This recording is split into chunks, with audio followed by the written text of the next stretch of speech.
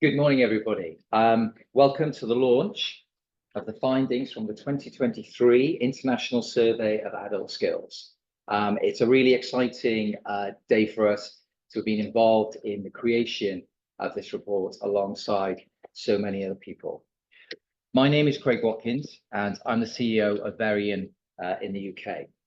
As the lead on data collection in England and a number of other European countries, we're delighted to be able to host the launch event alongside colleagues from OECD, NFER, and DFE.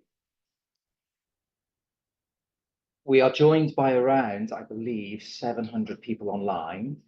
So I'm hoping that they can hear me, and it's great to have so many people join us. The project has been a truly collaborative effort between the teams running the study in each of the 31 participating countries, the team at OECD that guided the project, and the consortium of organisations led by ETS who oversaw its delivery. It's been a huge amount of work involved, and I know that many of you are with us today, both in the room and online. And the launch of the findings marks the fruition of all of that effort. But at the same time, the publication of these initial findings is only the beginning of the next stage, where further investigation and analysis of the data will help inform policymakers and policy development across all of the countries involved, helping to support the learning needs of adults in a range of countries with very different educational landscapes. Today, we are fortunate to be joined by Andreas Schleicher, the Director for Education and Skills at the OECD, Stefana Scarpetta, the Director of the Employment, Labour and Social Affairs Directorate at OECD, and they will shortly be taking us through some of the international findings. And I'm also delighted that Baroness Jackie Smith of Malvern has been able to join us in her role as Minister for Skills in the Department for Education, and will also be speaking today. Following the initial presentations, we'll be holding a panel discussion in which the OECD team will be joined by Rebecca Wheater and Jude Hillary from the National Foundation for Educational Research in the UK. We've already received some great questions, which we'll be posing to the panel, but if you have anything further as the presentations happen, then please put them in the meeting chat and we will try to get to them. We may not have time to respond to all questions, but we will do our best to get through as many as possible. And so before handing over to Andreas, the Secretary General of the OECD, Matthias Cormann, has recorded some opening words of introduction for us.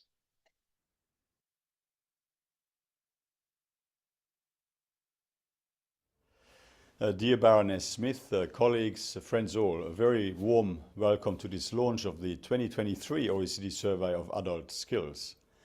This edition, administered between 2022 and 2023, assesses the literacy, numeracy and adaptive problem-solving skills of about 160,000 adults aged between 16 and 65 years of age from 31 countries and economies. Skills which are fundamental to address labour shortages becoming more pronounced with population ageing, to lay the foundations for stronger productivity growth, and to equip people with the tools to succeed in labour markets that are being reshaped by digitalisation and other structural transformations in our economies. The findings of the survey highlight the essential role of skills in achieving positive economic and social outcomes, as well as improving individual and societal well-being. On average, across participating countries and economies, adults with higher skills have higher levels of social and economic well-being. The impact of skills on labour force participation is particularly significant. Across the OECD, 94% of highly skilled adults are in the labour market, compared with just 70% of low-skilled adults. Moving up one level out of 6 in our assessment of numeracy proficiency, which translates on average to a 9% increase in wages. Individuals with high numeracy skills are 11 percentage points more likely to report good health than individuals with low numeracy skills. And they also have a greater life satisfaction by a similar margin, 10 percentage points. Since the first cycle of the survey of adult skills in 2011-12, literacy skills declined or stagnated in 25 countries and economies, and numeracy skills have declined or stagnated in 19 countries and economies, despite higher educational attainment and new government measures to strengthen education and training systems. 1 in 5 adults in participating countries and economies do not achieve basic literacy, numeracy, and adaptive problem-solving skills. Literacy proficiency significantly declined in 11 participating countries, largely due to declines among the lowest performing adults, while 14 countries showed no change. Average numeracy scores remained stable in 12 countries and declined in 7. The good news is that some countries have shown some very significant improvements. 8 countries, Canada, Denmark, England, Estonia, Finland, the Netherlands, Norway, and Singapore, performed better on average in numeracy than a decade ago, with the largest gains recorded in Finland and Singapore. Finland and Denmark also showed significant improvements in literacy by 6% and 4% respectively over the past decade. Drawing on insights from these high-performing jurisdictions and our analysis of trends more broadly, the survey of adult skills identifies several key priorities for strengthening skills development policies. First, on improving the flexibility of adult learning systems to enable broad participation. Work-related time constraints are the most common barrier to training in OECD countries. Modular learning options with smaller self-contained units of study offer flexibility for adults to learn at their own pace and accumulate partial qualifications such as micro-credentials over time. Denmark, for example, helps adults pursue flexible learning opportunities by certifying the completion of training modules and recording them in a single database using individuals' civic personal number. And France has adopted an individual learning account system which provides individuals with savings-like accounts to choose when and how to access continuous training and learning programs throughout their working lives. Second, improving the quality of education systems to narrow the gap between educational attainment and skills proficiency. Educational attainment is not always a clear indicator of information processing skills. For example, high school graduates from Finland, Japan, the Netherlands, and Sweden exhibited higher literacy and numeracy results than university graduates in other jurisdictions. High-quality primary and secondary education systems provide an essential basis for pursuing future employment and training opportunities. Results in top-performing jurisdictions reflect investments in qualified faculty, updating teaching methods, and ensuring equality of opportunity and access to high-quality education. Third, on better aligning workers' skills with job opportunities. Data from the survey of adult skills shows that about 1/3 of workers across OECD countries are mismatched to their jobs in terms of their qualifications, skills, or field of study. Being overqualified for a job means that a worker will be earning 12% less on average than they otherwise would have if they had a position that reflected their skills. And individuals that are overqualified for their jobs report lower than average life satisfaction. To address skills mismatches, policymakers can strengthen career guidance and coordination with employers in the design of education and training programs. Norway's tripartite industry program for skills development fosters collaboration between government, industry, and local employers to fund the development and piloting of training programs that are well tailored to meet industry-identified skills requirements. In closing, boosting skills by fostering flexible learning systems, addressing social disparities, and aligning skills with labour market needs can make a powerful contribution to growth, productivity, and equality of opportunity. The OECD will continue to work with policymakers to leverage insights from this survey and our analysis and inclusive dialogue more broadly to support better skills policies for better lives. Thank you.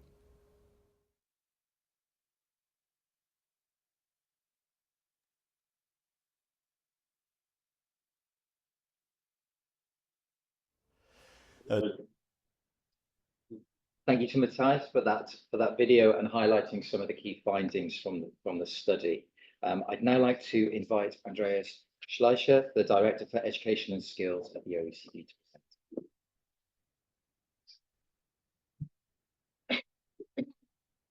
Thank you so much, Craig. And I also want to express my special gratitude to Minister Smith for hosting us here today. Also, a tribute to the fact that, in fact, England has navigated their skills challenges better than many countries over the last decade.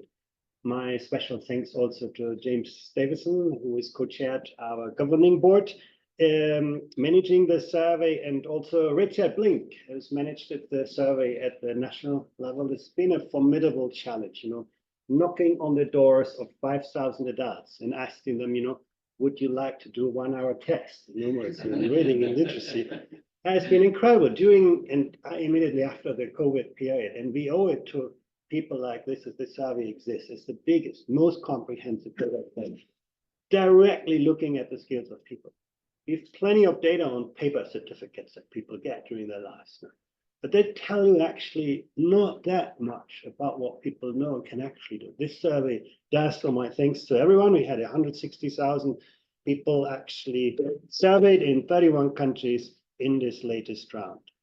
The test included literacy, numeracy, and adaptive problem solving. The latter introduced for the first time, very relevant in today's technology-intensive kind of industries. So let me start with what adults know and can do. I know that's what you'd be most interested in. Here are the results for literacy, the capacity to access, understand, evaluate, reflect on written tests. And you can see on the left side here, in Northern Europe, countries come out on top, including also Japan is also one of them. In the middle, you see countries like Germany, Ireland, Czechia, New Zealand, or the United States. And at the end, Israel, Lithuania, Poland, Portugal, and Chile. So that's just the rank order of countries. But what is really concerning is the very large share of people without even foundational literacy, who perform what we call at or below level 1. People who can just read very simple text. Let me give you, a sense of what I mean by that. Here's a short text on preschool rules. It starts with, please have your child here by 9 a.m. and then it gives you some further advice. The question people had to get right was simply, what is the latest time that children should arrive in school? You ask yourself, how could anyone get that wrong? It's the kind of reading skills that you would expect from a 10-year-old child here in Britain. And you can see in Chile, over half of adults struggle with that. In even top performers, Japan, Finland, is just still 1 in 10. So I think we have a formidable challenge to address. And in many countries, you're going to see that in a moment. That share of low performers has in fact increased over the last decade, not diminished. Well, on the other end, you can see people who are really good at, reading or so-so. And in yellow, you can read dense, complex text. You can distinguish fact from opinion, things that are also really, really important. So there is a good share of people in many countries able to do that. So that was about literacy. As you might expect, countries that do well in literacy also do quite well in numeracy. You will find just a few exceptions. For example, Singaporeans do better in numeracy than in literacy, while Americans are average performers in literacy and perform below average in numeracy. But in England, there's a slight advantage in favor of literacy, but pretty much well aligned like in most other systems. And the same is true for problem-solving skills, telling you that really it is literacy that builds that essential foundation. You can't read, you can't process information, you're going to struggle with other things as well. Unsurprisingly, on adults with more highly educated parents, here marked by the green triangle, do better. But what's so interesting is that the social gap varies hugely across countries. Look how large social disparities are in Germany and how small they are in Spain. That really shows us that policy can make a difference. That social gap is not inevitable. Poverty is not destiny, but actually some countries seem to be much better to keep people more closely together. Not always at a higher level. Spain, you could say, well, you could move everybody up. But still, this is, I think, again, one of the most striking findings from the survey, that how strong the impact of social background can be on the skills of adults. And once again, those things are very, very hard to fix later in life. You know, most of what you do after leaving school, higher education, or vocational education is reinforcing initial skill differences, not moderating that, not one of the biggest concerns. We did the survey already a decade ago, so we can see how things have changed since then. And in literacy, Finland and Denmark have seen measurable improvements since 2012, but they're the only examples. England has sort of more or less held its ground, but there's a whole group of countries that have seen declines, sometimes really sharp declines in their literacy skills. Now, some countries did the assessment in 2000, the earlier assessment in 2015 or 17, also there is a clear downward trend. Now, you could argue in some countries, you know, the composition of the population has changed, for example, in terms of immigrant background or social background, age. And when you account for that, you know, look at the green diamond, you can see that, for example, in Sweden, in Norway, in Korea, that makes quite a big difference. But in most countries, the changes you see here are real. You cannot, you know, explain them away with, you know, larger shares of immigrants or changes in composition. So these are real declines that we see in the majority of countries in literacy. And the decline, I mentioned that already, has been mainly driven by more people doing poorly. So it's at the lower end that we have seen the drag on performance. The blue bar shows you the share of people not getting beyond level 1 in the earlier assessment. And when you compare that with the share of low performers from our assessment last year here in green, you can see how much the share of low performers has grown in a fair number of countries.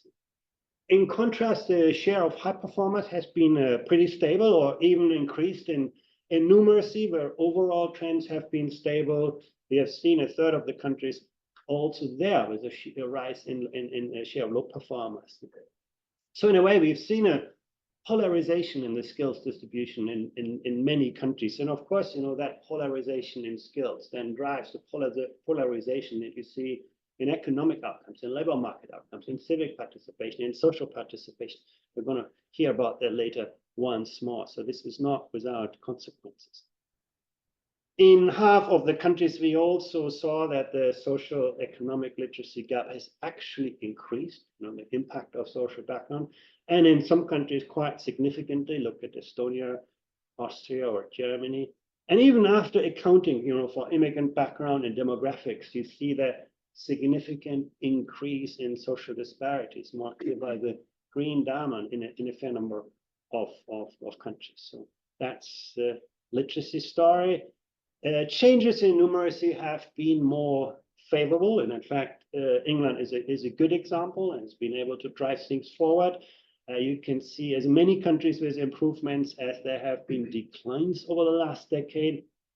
And what this also shows is that we can't say adult skills have declined over the last decade. It's really literacy that has declined, and perhaps it's also a reflection on what we read and how we read in this digital world. Now we need to think about those questions. Now, if you look at trends over the long run, you can see that youth have much higher literacy skills than, you know, older generations, whose performance you see here in the purple square. And, you know, that's not so much a surprise. Of course, young people entering the labor market had often much better educational opportunities than those leaving for retirement. But what is so striking is how much those intergenerational performance differences vary across countries. You can see in England, there's not that much difference across generations. But, you know, and United States is another example. The older generation has better literacy skills than the OECD average. You can compare that here with the dotted line. But when you look at the literacy skills of young Americans, they fall clearly behind the OECD average. Now, that's because so many other countries have seen so much more progress across successive generations than the US. And England also, one must say, has seen limited intergenerational progress. It's still, it's still a small kind of difference. You compare that with Singapore, the older generation in Singapore performs much worse than their peers in the UK or England or in the US, but young Singaporeans actually do better than their peers, simply because school and other educational experience in Singapore have improved at such a rapid pace. And Korea is a similar story here. Let me also, maybe point to Chile. You saw they got the last place internationally, but you can see the young population actually catching up quickly and doing so much better than older Chileans. Once again, it shows us we can make a difference to this. The institutions that we provide actually can, change the rank order of countries quite a bit. Now, and if you look at this more closely, you can see, for example, how Singapore has risen from 25th to 5th place over the generations. Estonia has risen from 29th to 15th. Korea from 16th to 12th. And at the same time, New Zealand has dropped from 5th to 22nd. Slovakia from 6th to 19th, and the US from 10th to 20th. So in a relatively short period of history, the relative standing of countries has fundamentally changed. That really is an important message of the survey as well. As everybody moves, the speed with which you change your systems actually makes a difference. When you add the age group in the middle, here in the light blue, you can see some interesting nuance to what I just said. There's a group of countries where adults keep building literacy skills after, they get out of institutions as they grow older. Now you look at Finland, Estonia, Flanders, Denmark, New Zealand, England, where 25 to 34-year-olds outperform 16 to 24-year-olds. So they keep building their skills after formal education, which is really what you want to see. But you don't see that in so many places. The narrative of upskilling and reskilling is still pretty much theory. You find very few countries who actually deliver on that. And that's, I think, is one of the things that need to change in the kind of economies in which we live, in which, every day you wake up in a different world. You have to be able to keep, growing in your skills, and that's not that much visible on that. I talked about skills, not qualifications so far, and there's a good reason for that. You see that here, education is an obvious source of skills. Not surprisingly, people with advanced qualifications, that could be a university degree, an equivalent vocational qualification, they do generally well on their survey of adult skills. But look how much the skills of university graduates differ across countries. You can't say university degree is a university degree. It really depends where you got that when you look at literacy. And of course, everywhere college graduates do much better than adults who have only completed high school, or not even that, clear. But again, that educational gap also varies hugely across countries. You can see how, Finnish high school graduates have similar or better literacy skills than graduates, university graduates, college graduates in England and most other countries. You can see a similar dispersion of skill levels among degree holders also within countries. There's a lot of overlap between qualifications, and I think we need to be better recognizing those kinds of differences so that individuals have better opportunities to see that. Now, when you square that with micro-credentials, you'd probably get a much more accurate picture than when you look at just degrees and qualifications. And it really highlights the importance why we need to get better, to see the skills people actually have, rather than just how long and where they have studied in the past, which is our past metrics. This is, I think, a powerful illustration of that. Gender plays a role also, although, gender differences are small compared to what we saw in terms of socioeconomic disparities. Men tend to do better in numeracy, and even more so when you adjust for education and demographics. And That gender gap is quite clearly visible also in England here, the second largest on that. But again, you talk about 15 points, that's not that dramatic on a scale where the standard deviation is 50. Men also tend to have greater adaptive problem-solving skills, but the advantage is even smaller than in numeracy and really only visible in 10 countries from the ones that we have measured. In literacy, it goes the other way around. Women tend to have an advantage here. The reason I highlight this because it's different from a decade ago. A decade ago, men did better on this assessment, and men dropped in literacy. That's the reason why it has flipped over the last decade. So it's now more consistent with what we see in schooling outcomes, where girls always outperform boys in literacy. Immigration is another clear factor in the results. In most countries, foreign-born adults score markedly lower than native-born adults. Here you can see really big differences. But importantly, that difference shrinks sometimes to less than half when you account for education, demographics, and social background, here marked by the green diamond. Now, in England, that gap is not that significant, and also not so much of that is accounted for demographics, simply because the immigrant population is quite favorable in terms of its skill distribution. So not very different from what you have among native people. But in some countries, it looks very, very different.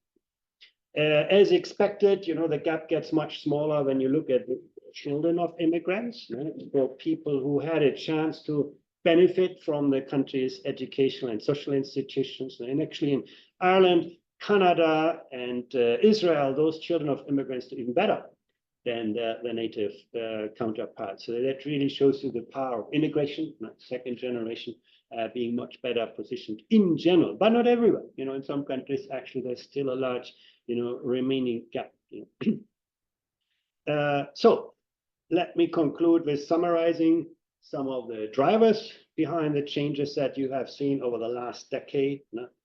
In England, I mentioned that already, the skill improvements have been mainly in the young population. Changes for older adults have not been significant. But that's not uniform. You can look at Sweden as a counterexample. It's the older generations that have improved their skills, and that's true for most of the Nordic countries. And I highlight that difference here because, in a way, the English success is easier to achieve. We have very clear institutions for educating young people. You improve your school to universities, and you can get more people with higher skills.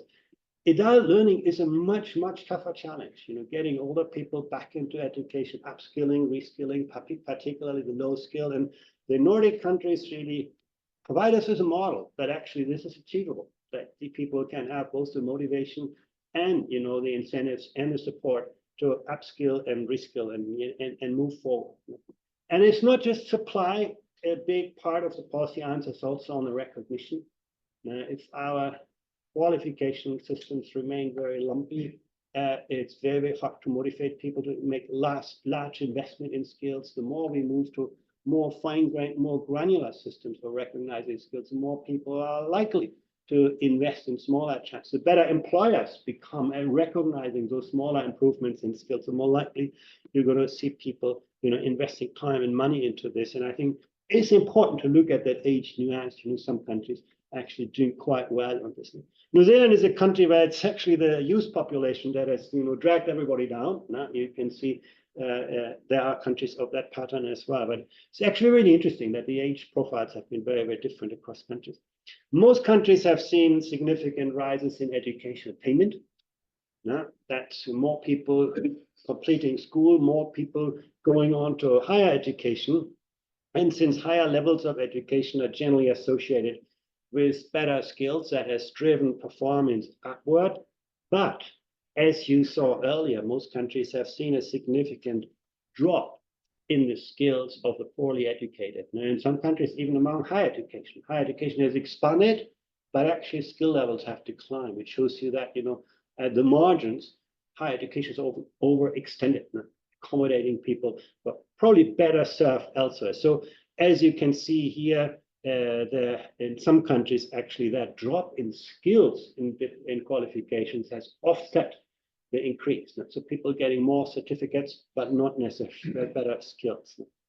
The increase in immigrant populations had a really small negative effect in most countries. See the dark blue bar here, you talked about a few points. In some countries, you look at Germany, Austria, Singapore, New Zealand, we also saw a marked decline in literacy skills among immigrants. So basically, immigrants are now less skilled than they were a decade ago relative to the native population. But, even if you add all of that up, the effects are around, 5 points, which is just 10% of a standard deviation, and clearly doesn't explain the overall declines in literacy that we have observed. Here's just a summary, but with this, I want to hand over to my colleague Stefano Scarpetta, who's going to talk about the outcomes of literacy. Thank you.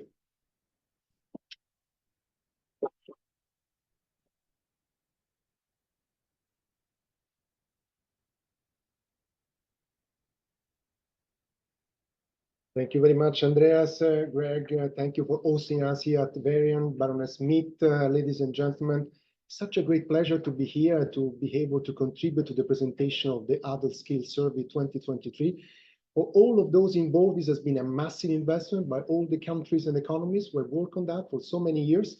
And I think what Andreas and I will present to you is just a few elements of what it is, an extremely rich set of data and evidence. So what I'd like to do is building on what Andreas and the Secretary General have done, and to say something, does it really matter to have a strong foundation skill, literacy, numeracy, adaptive problem solving, for what matter for people? So labor market outcome, but actually beyond that also general life satisfaction, feeling that to be actually empowered to participate actively in political decisions, and actually even the health of the individual. Now, let me just go to the bottom line.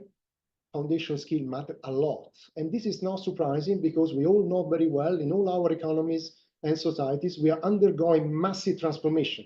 The digital transformation, artificial intelligence are reshaping most of the jobs. And foundation skills are key in order to actually navigate these changes. We have to undergo a green transition to a more sustainable economy. Actually, we're getting older. So there is an aging of the population, which means that older workers would have to play a much stronger role in actually contributing to our economies and societies. So let me get to the first point. So does it matter for participating in the labor market? What you have in this is actually the average labor force participation across the different countries. You do see differences, of course, from one country to the other. But what I want to point is that when we look at those who are at the top of the numeracy proficiency, so level 4 and above, you see how much more they participate into the labor market. So they are 94%. Basically, almost all of those with this level of skill do participate in the labor market. And look at the difference compared to the average, which is actually several percentage points lower. But now let's look at those who perform actually pretty badly. So those who are at the bottom of the numeracy proficiency, those who are at level 1 or above level 1. And you see that there is a gap which goes again from 94% to 70% on average across OECD countries. In some countries, the participation rate of those at the lowest level of proficiency in numeracy is actually around 60%, and this is also the case in England. So we have a 30 percentage point gap at the time in which most of our economies and labor market are doing pretty well. They're actually pretty tight labor market condition. There's a strong demand for workers, and actually many employers say that could not find suitable workers in the market. So even for participation in the labor market, foundation skills do play a major role. But one might say, well, we are living again with low level of unemployment. Does different level of foundation skill play a role? So here we show you the variation in unemployment of the decade. Again, we look at the data in 2012 and 2023, and you see that on the horizontal axis, many countries had a decline in unemployment. And these are also the countries in which the role of foundation skills actually has declined. So to some extent, in a tight labor market, everybody get access to the labor market, get a job. But I think what the Adult Skills Survey allows us to do is actually to see over and above access to employment, does it matter to have strong foundation skill for wages? And that's where we see actually a significant difference. Here we control for socioeconomic characteristics of the workers, and we look at what is having higher level of qualification, high level of education. And not surprising, these play a very significant role in boosting the wages, the hourly wages of workers by 16%. Over and above that, so over and above the level of qualification, having stronger skills actually play a contribution, 9% across the board.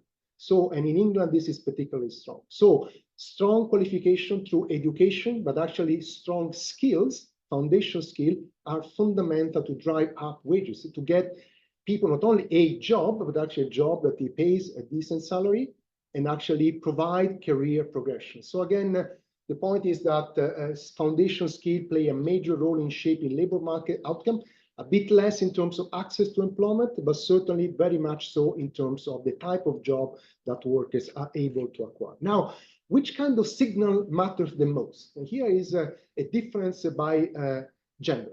So for women, across most of the countries, actually qualification, formal education, is a stronger signal to drive up wages.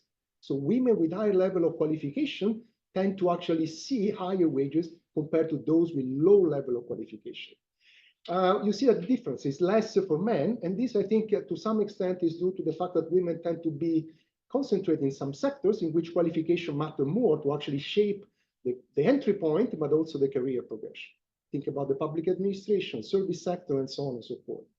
The opposite is the case when we look actually at men, for whom actually actual skills, here we show you the variation, is actually more important in drive up wages.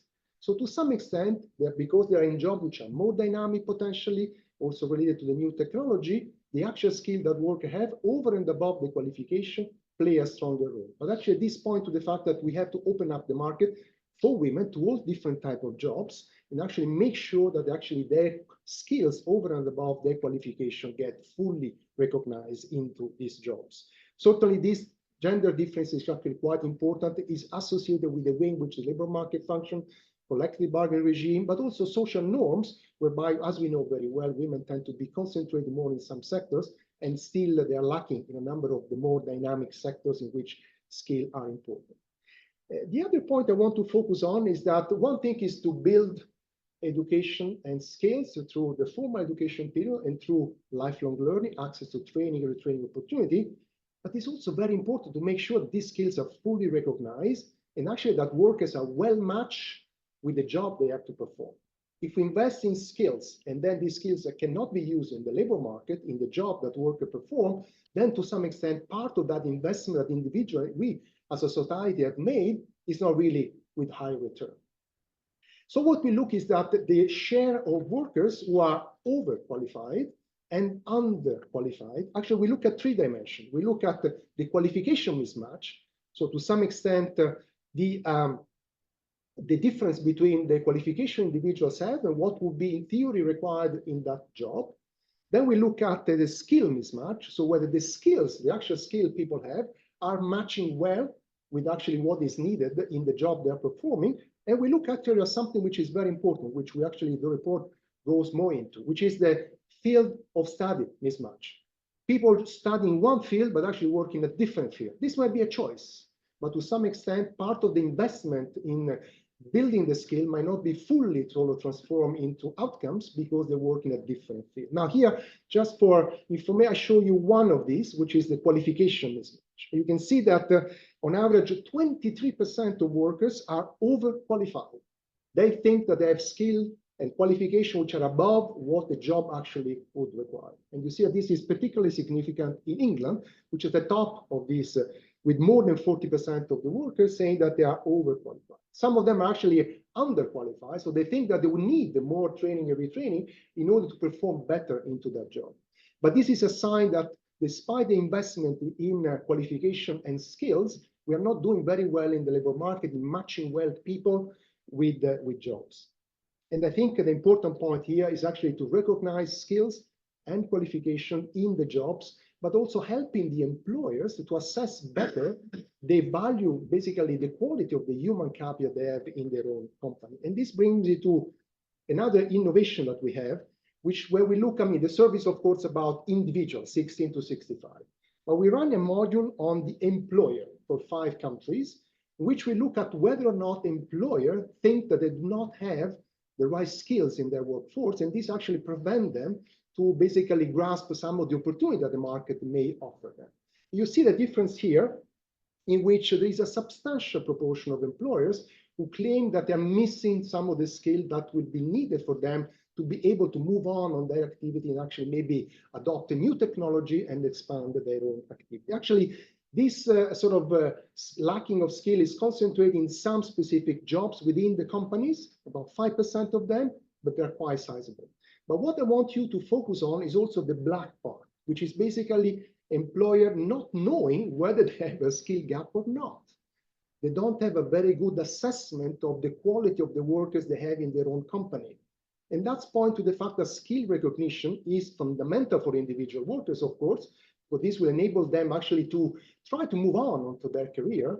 But actually, it's very important for employer to have a good assessment of what they need in order to assess what kind of trainings the worker have, but also maybe they don't realize that they have already the potential in their workforce to move on and maybe adopt even new technology.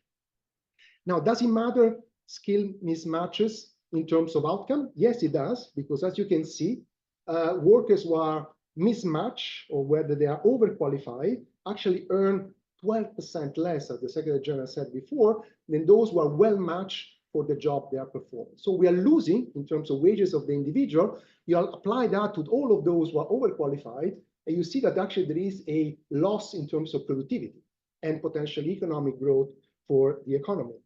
There are also social costs which are associated with mismatches, because those who are overqualified are 4 percentage points less likely to report high life satisfaction than those who are well matched into the job. So this also contributes to the fact they don't feel fully engaged in the work they do, but also actually broadly speaking in economic activity. So there is a lot to be done to close or to reduce the skill mismatch, which is of course very significant in a number of countries. Now, let me quickly move into the other chapter. So far we have been talking about the economic outcome, but there are also social outcomes which are related to skills proficiency. And that's surprising, because we would like, to some extent, our economies, our societies, to lead to the same kind of social outcome over and above the level of skill that the individual have. The fact that skills are related to different outcomes, the well-being of the individual, the level of health, political participation is certainly extremely worrying. So let me show you again here. You see that those who report good or excellent health, there is difference across the country, of course, but when you look at the differences which are related to skill, they're also very large. There are countries in which, controlling for other individual characteristics, those who have low level of skill feel that their health is somewhat lower than those who have high skills. This, of course, is an individual feeling about health, but it's very significant the fact that there are differences which are related to something that in theory should not be related to that. So the level of proficiency in numeracy in this particular case, but the results are very similar when we look at other, when we look at literacy and also adaptive problem solving. The other important point, and again, here there are differences which are smaller, but still significant, is participation in political activity. We call political efficiency, whether you actually feel, you understand, you think you can influence political outcomes. Now you see that there are huge differences across countries. In some countries, people feel much more empowered to participate. Look at Switzerland on the left-hand side of this chart, and countries in which, of course, people feel overall, regardless of their level of skills, less engaged in political activity. But again, there is a gradient which varies depending on the level of skills. So those who are low skill in general tend to feel less able to engage in political activity. So skills matter for individual outcomes, but also for social outcomes. Because ideally, we would like everybody to be able to participate in political activity, or feeling that they play an important role in shaping our life and shape also our political outcomes. This is just very much as a glimpse of what is in the Adult Skills Survey 2023, but I think the important point we would like to highlight is that there are some worrying results in terms of the evolution of the past decade. It's worrying, very much worrying, that there is an increase in inequality in proficiency across most of the countries, and those at the bottom of the distribution seems to be losing and be actually falling behind the others. there is an issue about it seems to be that actually individuals lose some of their foundation skills during the working life instead of actually building on that. And I think these foundation skills do matter for individual, economic, and social outcome, but actually for the economic and social outcome of our society. Thank you very much.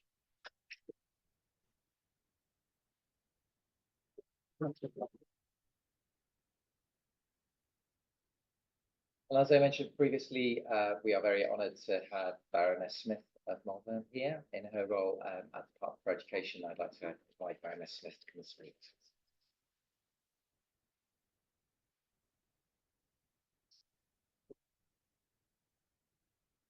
Good morning, everybody. Thank you very much, first of all, for inviting me. I'm really delighted to be joining you today for the launch of this important report and to have heard some of the analysis. Thank you, Andreas and Stefano. As we've just heard, a huge amount of effort and resource has gone into this excellent work. So I'd like to say a big thank you to the OECD. I'd also like to thank Verian and NatSen for conducting the fieldwork and NFER for its report.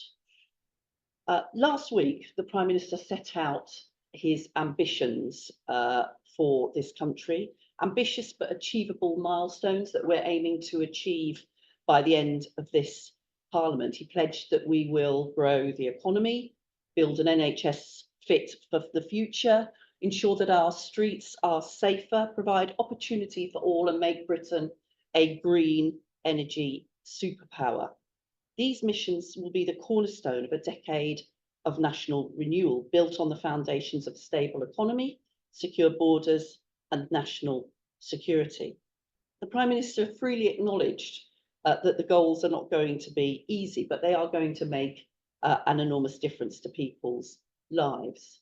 But what we've very clearly heard this morning, and this reinforces, I have to say, the argument that I make across government on every possible occasion, is that this can only happen if people have the skills that they need to thrive in life and work.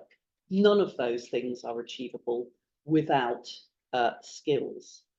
And there are a few skills, as we've heard, more important to this than literacy and numeracy. These are essential for everyone to perform basic daily functions, such as checking their accounts online or applying for a new passport. They're also essential to success in the workplace. And I will also reflect on the analysis around political engagement as well, which is clearly something enormously important. Employers need workers who are both literate and numerate. Without them, businesses won't be able to flourish and contribute to economic growth. And this report shows that there is a clear link between these vital skills and better outcomes.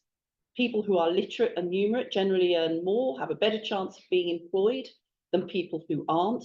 This is exactly what we're aiming to achieve through our opportunity mission, to break the link between background and successful outcomes. And yet 8.5 million working age adults in England don't have these crucial skills. That's far too many people. Too many who may be stuck in a job they don't like, or who can only dream of a career that is out of their reach. In fact, some, of course, not even able to find a job at all.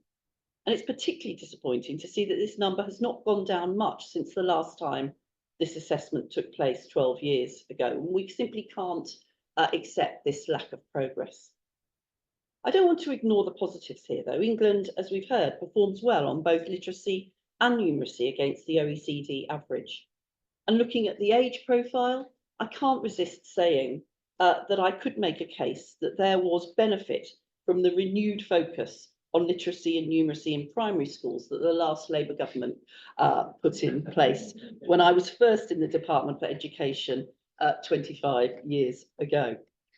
The numeracy scores, as we've heard, are particularly heartening, showing a notable rise, though not for everybody.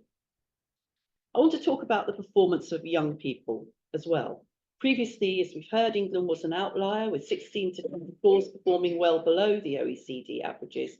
Unlike other countries, they were failing to outperform older age groups. But as we see, this is no longer the case. The literacy and numeracy levels are increasing for young people in this country. We've got to build on this and ensure that everybody, no matter what their background may be, gets the best possible start in life. And that does mean high and improving standards in our schools, which is why we need 6,500 extra teachers, those teachers that we're pledged to deliver over this Parliament. And it's why the curriculum and assessment review that we have set up is looking at how to secure an excellent foundation in reading, writing and maths. And in fact, I'd argue it means starting even earlier than that, which is why the Prime Minister last week announced ambitious targets to improve the number of children who arrive at school at the age of 5, ready to learn. As I think you suggested, Andreas, how you start school will determine how well you achieve for the rest of your life. Politicians are often accused of failing to take the long-term view. This is proof that this government does, and we know that we must take a lifelong approach to improving skills and opportunity. But we've also got to address the immediate challenge. And this is why just 2 weeks ago, we published improved guidance for how 16 to 19-year-olds in compulsory education who don't have a GCSE grade 4 or higher in English or maths can be given the support they need to progress in these critical subjects. Because this is one of our top priorities. We're committed to supporting young people so that they can seize the opportunities that are going to set them up for life. And this, of course, is particularly important for the 1 in 8 young people in this country not in education, employment or training. And that's why our recently launched Youth Guarantee is so important. It will be the new framework guaranteeing tailored support to 18 to 21-year-olds who need it to ensure they can access quality training opportunities and apprenticeship or employment support leading to further learning and on to fulfilling work. But going back to the report, England's high schools are, of course, not evenly spread across the country. In fact, it shows a clear regional divide. The lowest average scores were found in the West Midlands, something of particular concern to me, given my home. Where you live, though, in England, should not determine what your future looks like and whether or not you'll be successful. Local leaders know their local areas better than anyone, and that's why we are handing local leaders the powers and the funding that they need to drive the skills agenda where they're based. Alongside that, though, we need a nationally coherent skills system. That's why we're setting up Skills England, to consider the system as a whole with greater coordination to stimulate growth, working with employers, trade unions, providers, and the local leaders I just mentioned, identifying not just today's skills gap, but linking to our industrial strategy to identify the future skills that we will need too. But we will go further. We're producing and working on a comprehensive strategy for post-16 education and skills. We will revive the career system by creating a new jobs and careers service. This is going to give everybody access to good, meaningful work and the support that they need to progress once they've got there. And we want to develop a culture of lifelong learning, where learning does not stop at 18 or 21. And I very much take the point about how we are able to upskill people throughout their working lives. Maths and English skills are vital in their own right, but they're also, of course, the gateway skills that unlock opportunities to progress to further learning. We will continue to support adults without English and maths qualifications to study for free. So overall, this is an ambitious programme, and we need to build our ambitions and our policies on evidence, and we need to learn from whoever and wherever there is good practice. This is why this type of work is so important, and I welcome it. It's our responsibility as a government to translate it into the action which will transform England's skills system and, most importantly, transform the lives of those for whom improved literacy and numeracy skills will open up new horizons and opportunities. It is a huge responsibility, but I believe passionately that we are putting in place the means to deliver that decade of national renewal, and I'm glad for the help that this report will provide for us in doing that. Thank you very much.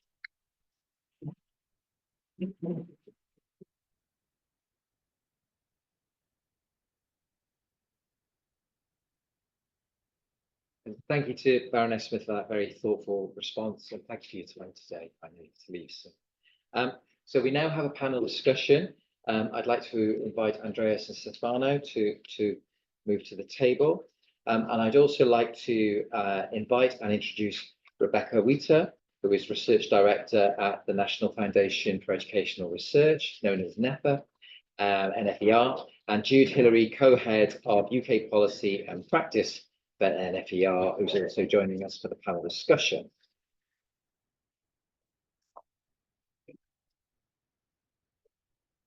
Yeah.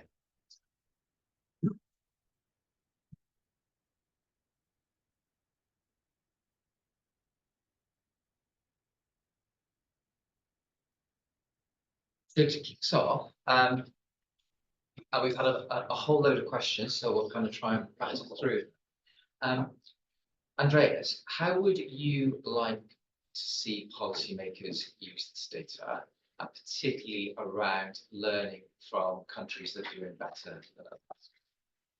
Yeah, I think the starting point is you can use it for benchmarking. You can get a temperature check on how well your populations are equipped. But the more interesting uses for policymakers lies in looking to the countries that do better than them on areas where they are challenged. And I think this is the survey that provides a platform.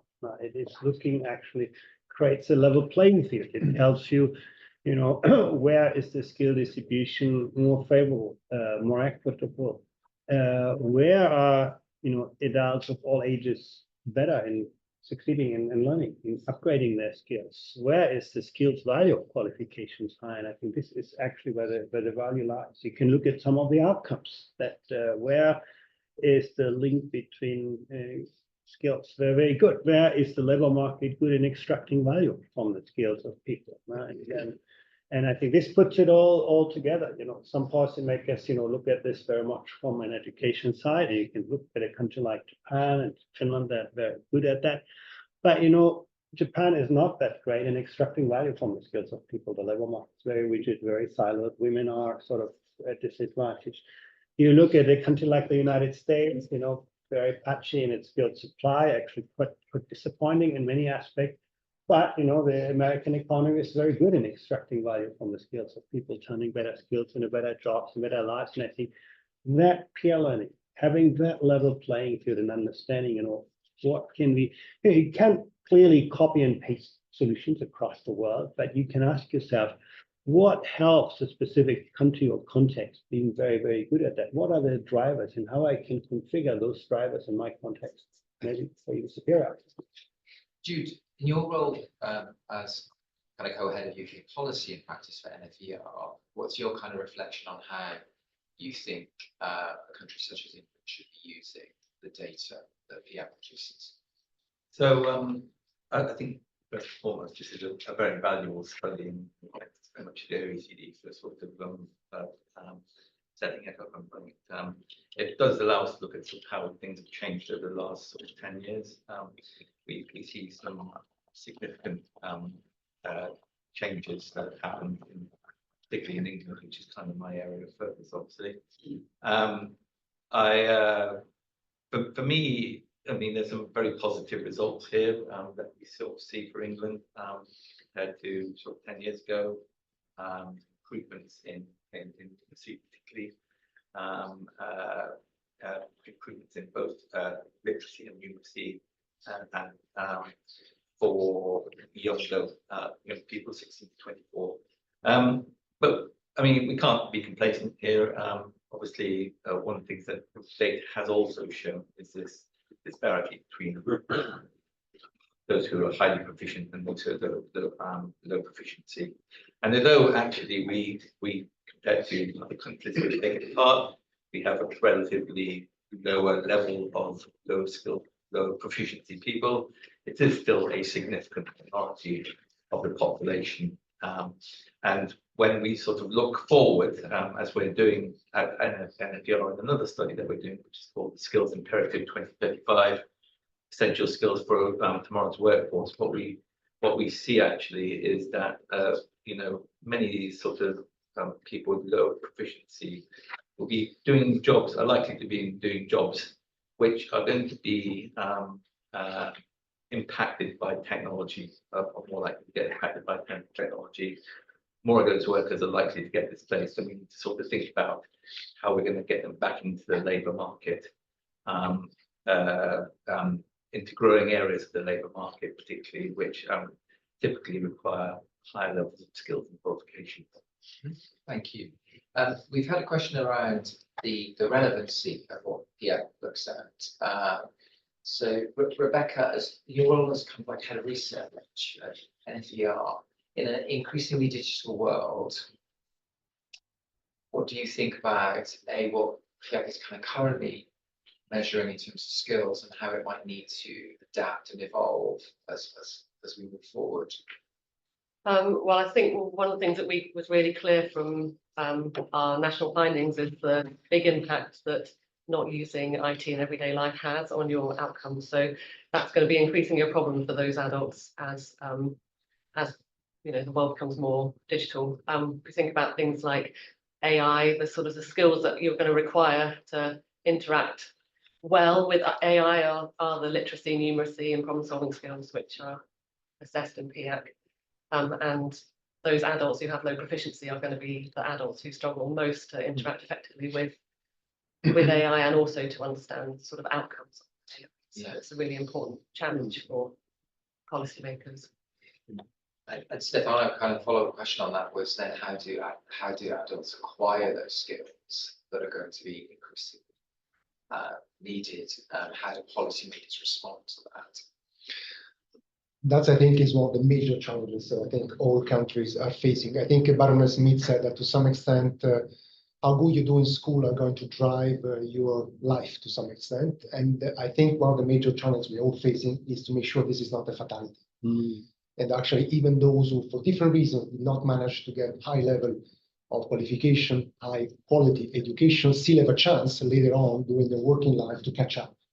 This is easy to say, much more difficult to do in practice. There are a number of countries that have developed these second chance options, which provide the individual not only with technical specific vocational learning, but actually with more foundation skills, which I think is important. Now, I think Rebecca is absolutely right. There is still a lot to understand how artificial intelligence, generative AI is going to change the demand for skills. But some of the evidence that is emerging is that what AI, generative AI in particular, can be particularly important is to enhance the capability, not of the very high skilled workers, but those with intermediate level of skill. This is where actually can be a booster to allow them to perform tasks that actually otherwise they will not be able to perform. What is needed in order to do that, to use artificial intelligence in an effective way? I would argue foundation skills, critical thinking, the ability to solve problems, which is actually one of the three pillars when we look in the adult skill survey, over and above the technical skill. So I would argue that even with the new development of digital technology, including artificial intelligence, foundation skill play an even more important role. And we have to think about a learning, training and retraining program, how we can sort of design these training courses with a technical vocational part, but also something which is more about developing or building to some extent some of the foundation skills. I think this is one of the challenges we are facing. And I think artificial intelligence can be part of the solution because it would allow us to better profile individuals about what they can do and what they might need to do in order, what kind of skill they need, but also to design shorter training courses, to provide certification what they've learned. So there's a lot that technology can help us with in tailor to some extent training opportunities which are more suitable for workers and I think also more suitable for the companies in which they work. Okay, thank you. Before I open up to the audience for questions, we've had a lot of people asking about any reflections on why literacy has declined more than numeracy. So I'll just kind of go along the table and see if panelists have any thoughts on that. Starting with you, Judith, sorry. Yeah. Thank you.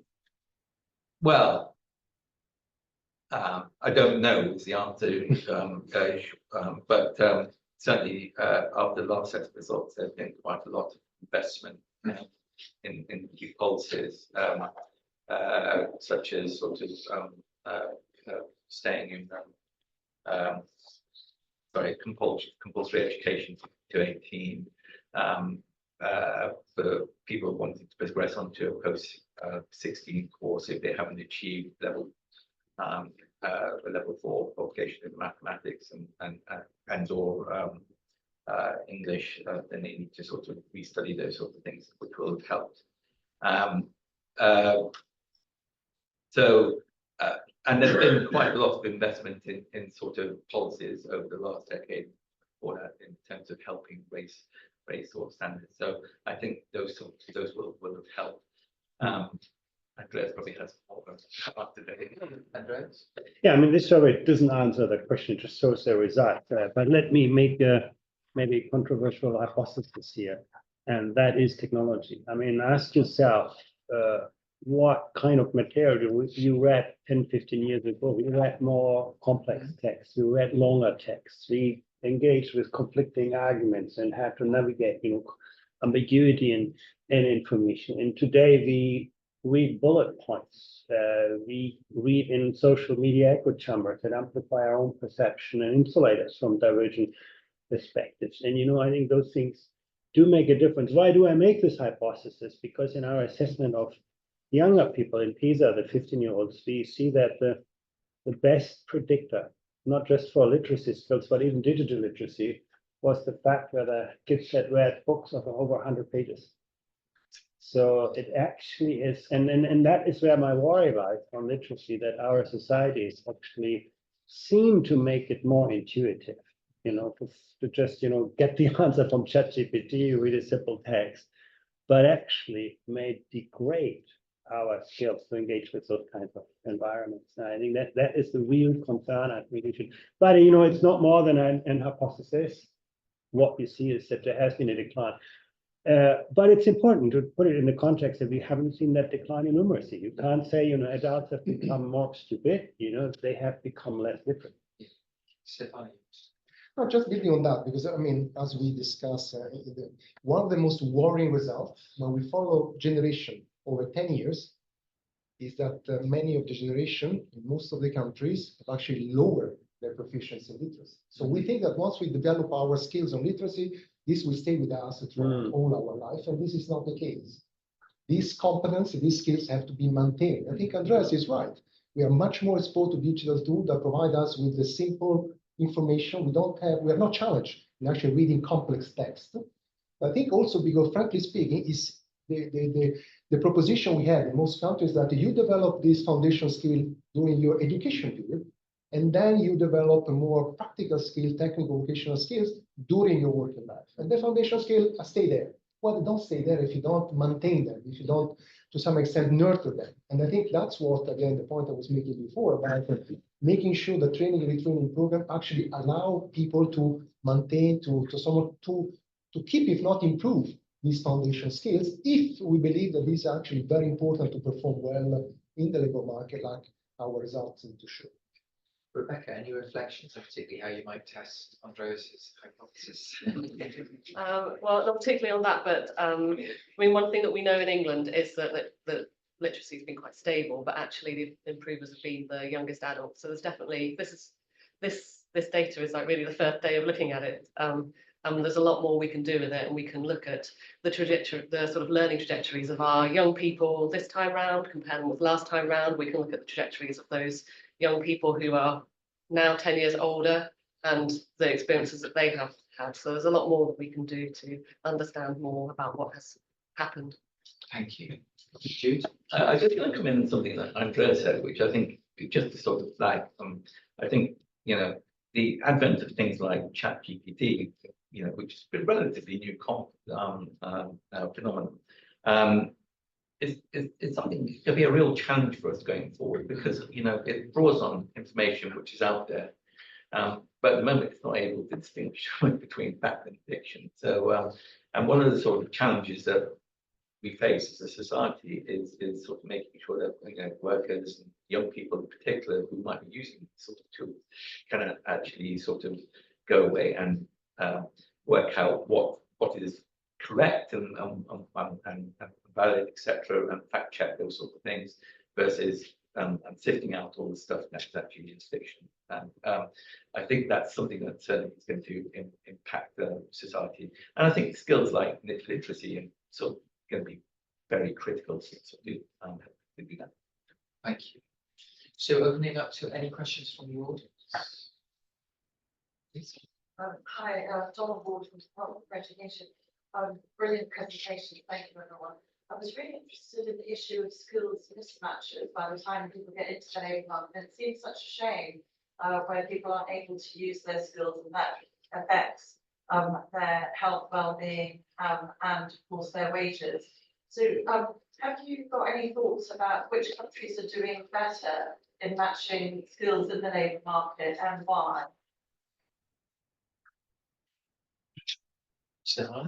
Well, I can start because this is indeed one of the interesting results emerging. There are significant differences across the board on the different measure of the skill mismatch, qualification mismatch, skill mismatch, field of study mismatch.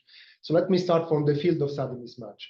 We need to provide young people all the mentoring and support in order for them to make the right choice about what they want to study. It's an individual choice, but I think many countries are missing all the guidance that young people need in order to understand if you study in that particular field, these are the kind of options that are open to you when you enter into the labor market. So there's a lot to be done on guidance, and this cannot start in high upper secondary school, but actually should start even earlier. We know that there is a huge gap by gender in access to STEM field, and this is because there are a number of stereotypes for which girls tend to be perceived to be less capable in actually engaging in STEM, which is absolutely not true. So there's a lot to be done in terms of providing guidance. And this is one way in which people might feel overqualified compared to the type of job they do, because there is also a field of study mismatch. They study one thing, kind of topics, and they work in a different one. Second, we're not doing well in recognizing skills over and above qualifications. So the assessment of skills, the certification skills is something we have to do. Just yesterday, we presented a report about mid-career mobility for middle-aged and older workers. There is a huge decline in mobility because these are individuals maybe have low qualification, but have maybe 20 or more years of experience. Do they get a way in which this experience and these skills are being recognized and therefore be used for them to be able to move up in the career ladder or to change a job? No. So I think mid-career assessment is also quite important. So we have to do much more work in order to assess what goes beyond qualification, the diploma I have, what I'm able to do, and to do that systematically. But actually, it's not just a question for employees, a question for individuals themselves to have some recognition for all the effort they've made during their working life and to have this effort to be recognized. And this is actually a tool for them to assess what they can do, where they can go in terms of moving up into a different job or moving up in their career. So there's a lot to be done on that, I'd say. Would anybody else like to comment? Yeah, why not? This idea of mismatches is quite interesting. It's certainly something I think we need to look more at. As we sort of say, we've just had the data today, so well, actually NFER has had it for much longer, but we've but it's interesting because we, as part of the Skills Imperative 2035, which is what I kind of said NFER are doing, we looked at this as well. We conducted our own survey. We've actually identified 6 essential employment skills that are going to be most needed in the future, which derive a lot from numeracy and literacy. You know, the things like communication, collaborative skills, problem solving, organizing, planning, priority, creative thinking, information literacy. Now, we actually did a survey looking at a self-reported survey of employees looking at the extent to which they had these skills. And what we found actually was that a significant proportion of workers, minority of workers, reported having a lower skill than were required for their job, but they typically tended to be in the higher skilled jobs, so, you know, professional and socio-professional jobs. Actually, workers in lower mid-skilled jobs, by and large, tended to report underutilized skills, these 6 essential employment skills, but a significant minority again reported having more skills than they actually needed for their jobs. And one of the findings that we called for in that report actually was for employers to think more about identifying what these underutilized skills that employees have and trying to make more of them, more use of them in their jobs. I should say also that this point about mismatches, too many people having sort of more skills than needed for their jobs. What the same study shows actually is that there's going to be a significant increase in the new jobs that are going to be developed in between now and 2035 are going to be in professional jobs, which will require higher levels of these essential employment skills. Therefore, actually, having higher levels, improved levels of literacy and numeracy and adaptive problem solving are really valuable. It really does matter because we're going to need people to fill those jobs. Andreas? Yeah, I just to reinforce some of that. I mean, clearly, I mean, the long-term issues of providing young people with better advice are crucially important. But also, perhaps we should incentivize, education institutions more to respond to labor market needs. I mean, at the moment, those incentives often reinforce the kind of issues that we see. And the third part is really becoming better in providing both people and employers with signals of what they know and what they can do. I mean, our formal qualifications are often very rigid. If that's the only thing you can see as an employer, you have to group people by that. Right? And then you combine that with rigid labor markets, where it's actually difficult for people to move to the kind of job where their skills are used best. And so I think those, and the latter is the easy win. I think if our societies would develop more granular, more adaptive, more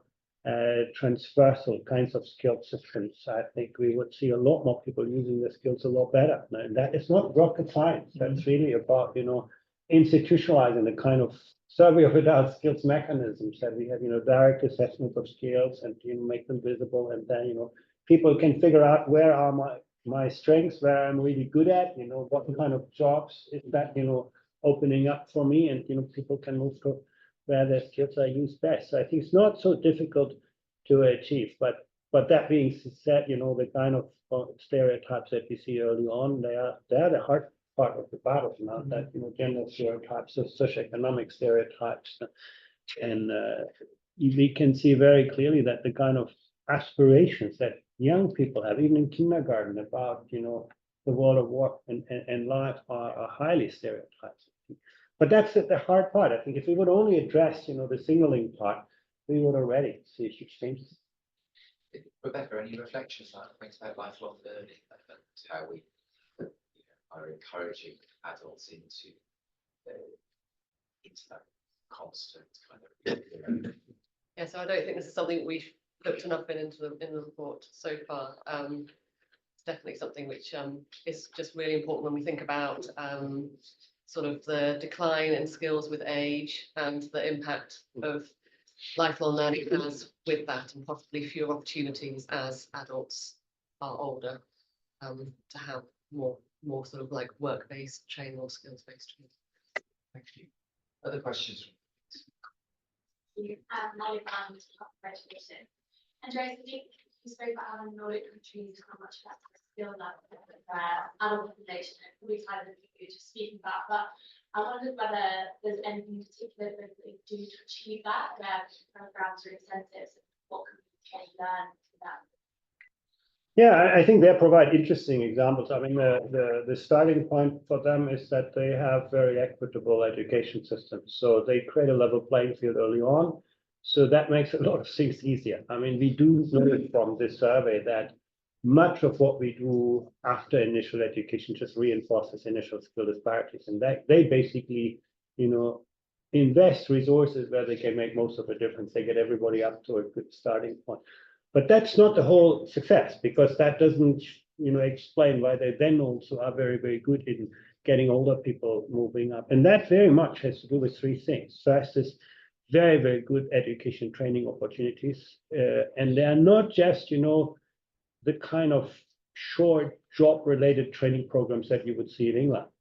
No? there is a lot of learning that is much more, transversal, much more, long-term oriented, much more straddling the boundary between learning for personal use and learning for your next job or your current job. So I think there's a lot of investment in transversal long-term kind of skills in those countries. That's the first thing. The second part is it's actually quite easy for employees to combine learning and working. Great places of working are always great places of learning. And in the Nordic countries, it's pretty easy for you to get time to continue to learn, and that explains it.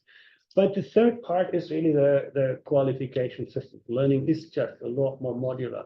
The institutions like universities are a lot less powerful than they would be in England in terms of, setting the market for skills. It is actually easier for you to get training at the workplace and get it accredited and recognized and so on. So skills are more like a currency that you can accumulate in many different ways. And I think that third part is perhaps the easiest to emulate. Equity and foundation skills, that's a long-term kind of issue. I think it's really, really hard to achieve. The training, high quality training, you talk a lot about money. I mean, this is the resources, and also getting employers really to become a big part of that solution is costing resources.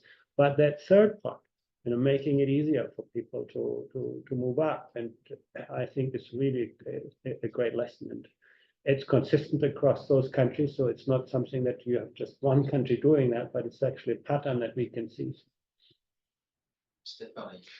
Just one word, because among the Nordic countries, there's one that in my view stands out, and this is Finland. In Finland, they have this interesting situation in which a number of adults crowd out positions in the university for young people. So many adults actually want to get the second or third diploma, even if this might not be immediately related to the work they're doing, just because they turn into reality the notion of lifelong learning, right? Sometimes workers think that lifelong or continue to learn and is something that they have to do in order to keep their job, and not something they wish to do, they want to do. To some extent, some of the Nordic countries have managed to instill this culture in which you continue to invest in your human capital. So there is a demand, so the possibility of actually having access to training opportunities, but also the willingness of people to actually engage, not only on specialized training courses, but actually more general knowledge and learning. One problem that even Nordic countries are facing, which in my view is the most worrying result, is the growing inequalities. So we have a low end in terms of skill proficiency, we're actually lagging behind further and further. And even in Nordic countries, access to training and retraining opportunity for the low skill is much, much lower than it is for the high skill. The gap is 1 to 3. More people participate in training, and when you look at the gap by level of skills, it's still there and it's pretty sizable. And this has to do with age. Fewer older people participate in training. If you work in a small and medium-sized enterprise, lower chances if you're a woman in certain sectors. So there's a number of socioeconomic characteristics that actually reduce or enhance your potential probability to be able to participate in training. And even though the countries have to try to close or to reduce this gap. Do you, Rebecca, any reflections from English standpoint?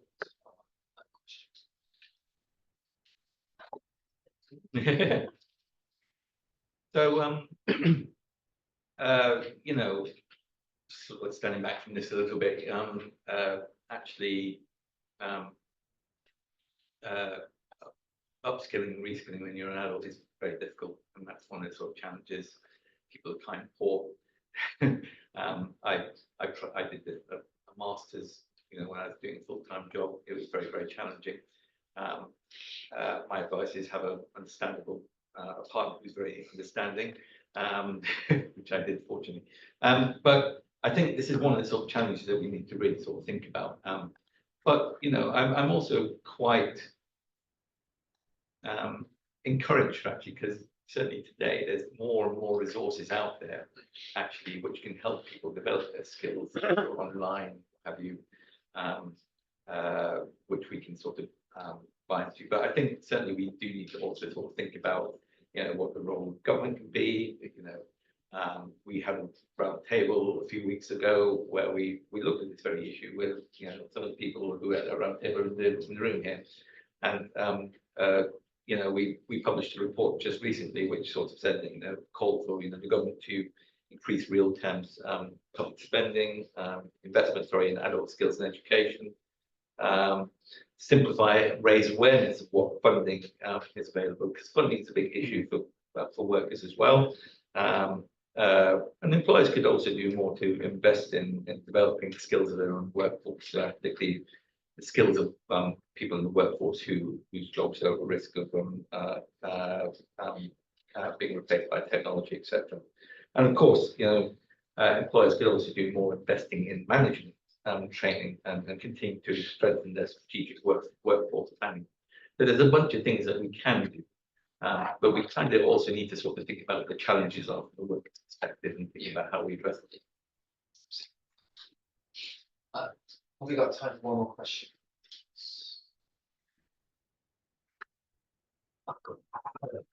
James Davis from DFE. Thanks for the shout out earlier. It's been a genuine pleasure working on PIAAC for the last 8 years, 7, 8 years. So looking at the results internationally, there's been obviously there's going to be different conversations going on in different countries as they see their results and interpret them.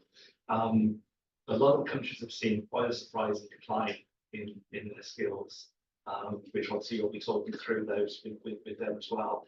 Do you think there's any sort of commonality in where those results have come from over the course of the years in those countries? To some extent, but sometimes they don't even, coincide with education attainment. So you have in a country like Poland that has actually seen very significant rises in education attainment. So people thinking things got better, and then you can see them with the most marked drops. And some countries are really surprised. Korea is another of those countries. So I must say, actually, even we are puzzled. Now, Korea has, seen massive improvements in its schooling system and so on. It has made significant investment in skilling, and then you can see that it's not borne out in real results. So it's very, very hard to understand some of those patterns are not sometimes reflected in the kind of formal signals that our systems present. But I do think those countries, need to look at where do people. Stefano made a point that is really important. Skills that you do not use, you lose. In every country, we see a age skill profile that, you do not like to find yourself on that curve. I think most of us are on the wrong side of the curve. And actually, and that is something, and I come back, Jude, you made a point about, ChatGPT, and you wish that people would become better on critical thinking and, navigating information when they use ChatGPT, but it could be the other way around. In the Google times, you've got 10,000 answers to your question, and you had to navigate them, you had to weigh them, you had to sort of analyze those kinds of questions. And that made you a critical thinker in a way. In the ChatGPT times, the system throws one thing at you and doesn't even explain where it got the information. So actually the incentive for you to question may actually diminish. And, I think those are issues that we need to take seriously. You cannot explain that with duration of education, investment in education. I think that's what policymakers struggle with. It's very much about how we create. Working and learning really need to be two sides of the same coin in modern world. We can no longer separate them, and most of our institutions are still 20th century institutions. They are still, seeing, in a way, we used to learn to do the work and then work. And that today, learning is the work. That is the big paradigm shift. And we do not see that reflected in institutional structures. And I think the decline in literacy is a powerful kind of wake-up call, really, to change that dynamic. Stefano? Just a word building on that, because I think there are very large differences across countries. So each country has to study its own data and try to digest it. But one of, again, the surprising and worrisome, in my view, result is this decline in foundation skills of the same generation 10 years later. At the time in which many, if not all of the countries in the sample, are investing more in training for adults. So the question is that this training and retraining obviously is not going to maintain the foundation skills, which brings me to the next question, is that are these foundation skills essential in order to navigate the labor market that we're seeing and the labor market will develop in the coming years? My view is that these foundation skills are indeed essential and important, Because again, think about the generative AI, certainly require foundational skill in order to use it in the most effective way. Problem solving, we don't have the comparison. We see a difference in the depreciation, if you like, of literacy skill compared to numeracy skill. We don't know exactly what happened to problem solving. But I think the important point and the question that many countries, I think, have to address is that, are we investing in training, retraining the right areas? Of course, we have to invest in specific skills, to technical vocational skills, but at the same time, maybe we have to bring in also elements that to enable people to maintain, if not improve, their foundational skill, if we believe that these foundational skills are indeed essential in order to perform well. Before we close, could I just ask for some brief closing reflections from the two starting from YouTube? That's it. Well, look, I mean, I think what this research shows, and you know, what research like our skills research shows, that actually the development of these skills is really, really important. Okay, it's important now, and it's going to be even more important in the future, because these skills like numeracy and literacy and problem solving skills, they help you develop what are those going to be those essential employment skills that I mentioned, which are going to be much more important in the labour market in the future.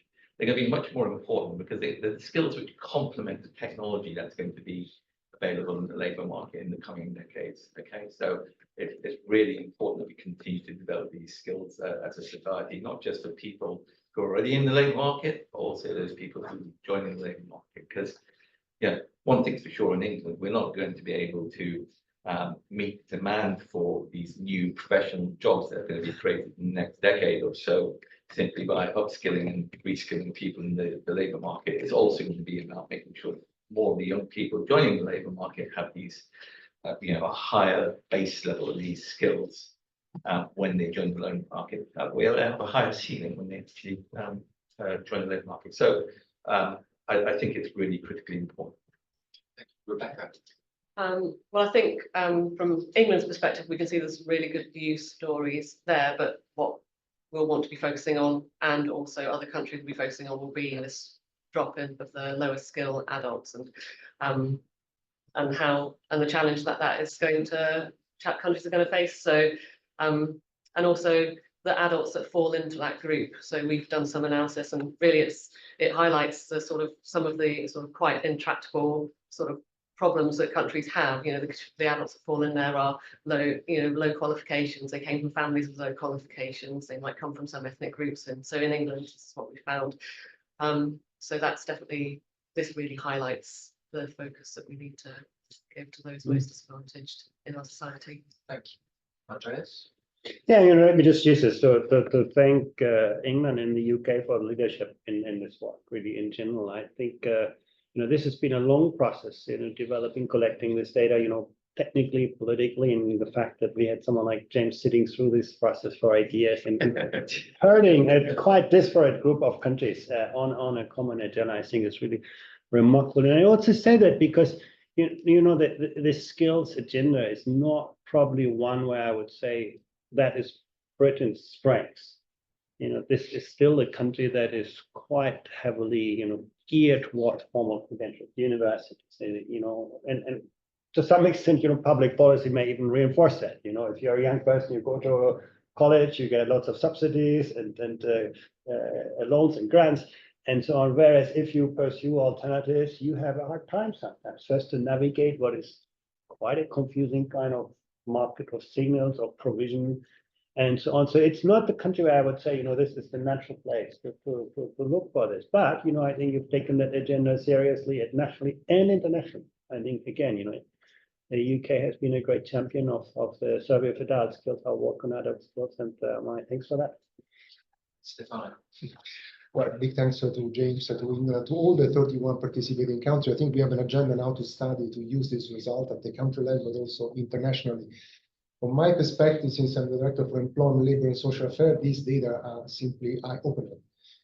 Countries spending more on training and retraining, yet we do not see much of an improvement, actually some deterioration in foundational skills. So I think there's a lot to be done to assess whether we are spending in the right areas, how we close the gap or reduce the gap in access to training and retraining opportunity. I think, there is a race between technology and education, and we have to make sure we win this race. And, to some extent, technology is going very fast, and how we make sure that the education system, training program catch up and actually provide the right skill to the workforce is going to be a huge challenge. I think one of the defining challenges of our time is. Thank you. So that brings us to the end of the launch event. I hope you've enjoyed it. Thank you to everybody who's tuned in online and to everybody in the room. Thank you, Stefano, Andreas, Rebecca, and Jude, and also Baroness Smith for speaking to us this morning. And thank you to the team who have made this possible. Have a safe journey home. Please help us out to anything. So, thank you. Have a good rest of the day. Thank you.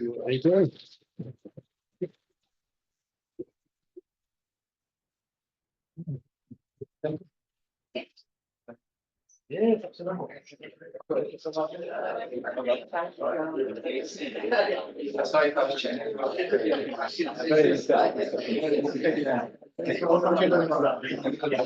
I think a lot what we're finding with our study is it's very well. So it's really what I've taken away from this is what you're saying.